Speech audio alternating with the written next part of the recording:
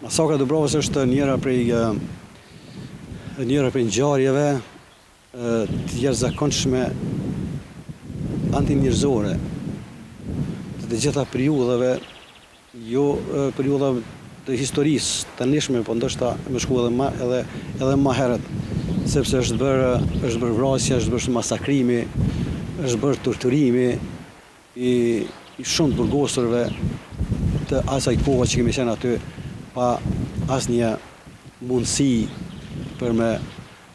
ia dhonë të burgosurit që me vujt dënimin bazë të konventave ndërkombëtare apo bazë ligjeve të fuqit të atëshme. Kështu që masakra e Dubrovës është një ngjarje që duhej të trajtohet esencialisht nga të gjitha organizatat ndërkombëtare që mirën me drejtësi, me faktorin ndërkombëtar apo ata që tashmë i ndjekin personat që bojnë krime lufte,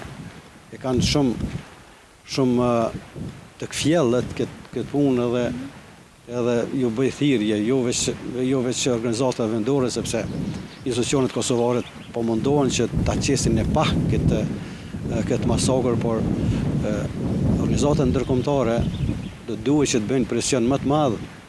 që autorët e këtyre masakrave të dalin para drejtësisë, sepse kanë vrarë shumë burgosur aty, kanë masakru,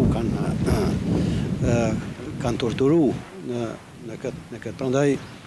Prandaj të gjithë neve që kemi qenë pjesëmarrës aty, kjo është ndoshta momenti më kritik apo më